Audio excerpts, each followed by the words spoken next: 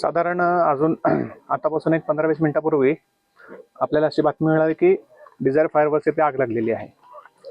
हे सटवाईवाडी हद्दीमध्ये आहे. अक्रम शेख खामकरवाडी हद्दीमध्ये आहे. तर अक्रम शेख असं इथल्या ओनरचं नाव आहे. तर या ठिकाणी पोहोचलेलो आहे आपण. सध्या तरी आग विझलेली दिसत आहे. अजून कोणाला इंजुरी होऊ नये आणि आतमध्ये पुन्हा स्फोट होण्याची शक्यता आहे. त्यामुळे आपण हे गेट लावून घेतलेलं आहे. सध्या तरी जखमी कोणी नाही असं प्रथमदर्शनीचं म्हणणं आहे. आम्ही व्हेरीफाय करतोय. तरी तेरखेड्यामध्ये ही घटना हमेशा घडत आहे. त्याला प्रिकॉशन म्हणजे म्हणून तुम्ही काय ट्रेनिंग वगैरे नाही. लास्ट टाइम एका कारखान्यामध्ये स्फोट झाला होता. त्याच्यानंतर सगळ्या कारखान्यांची आपण तपासणी केली होती. त्याचा अहवाल सुद्धा आपण कलेक्टर ऑफिसला पाठवलेला आहे आणि त्या अहवालाचं पाठवलं तुम्ही त्या अहवालानुसार उपाययोजना केली जाते. उद्योगधारक जे आहेत उपाययोजना करतात किंवा प्रशासन त्या पद्धतीने त्यांना काही सुविधा पुरवते का? काय नेमकं त्रुटी कुठे राहत आहे? त्रुटी आता हे नेमकं कशामुळे घडलेलं आहे ते पाहिल्याशिवाय हे नेमकं आपल्याला कारण समोर येणार नाहीये. परंतु जर काही त्रुटी असतील तर नक्की आम्ही त्याच्यावर कारवाई करू.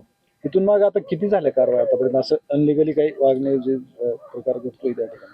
मागच्या वर्षी ज्या कारखान्यामध्ये स्फोट झाला होता त्या कारखान्याचं लायसन्स सस्पेंड आहे. अजूनपर्यंत आपण त्याला लायसन्स दिलेलं नाही आहे. असं जर आपल्या निदर्शनास आलं तर तात्काळ आपण त्याचं लायसन्स सस्पेंड करतो आणि व्हेरिफिकेशन मध्ये पुन्हा काही अशा गोष्टी घडल्या तर त्यांचं लायसन्स रद्द पण करणार आहे आपण. आणि परवानाधारक किती कारखान्यात? साधारण 40 ते 45 आपल्याकडे आहेत परवानाधारक कारखाने असणारे.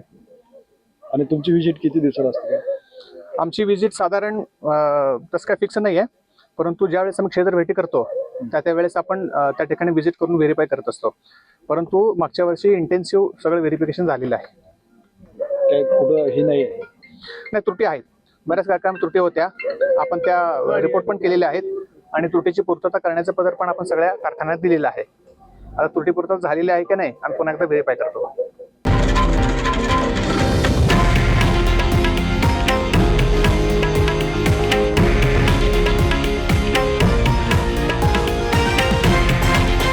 हे आहे देशातील नंबर 1 न्यूज नेटवर्क आणि आपण पाहत आहात TV9 मराठी, एकमेव.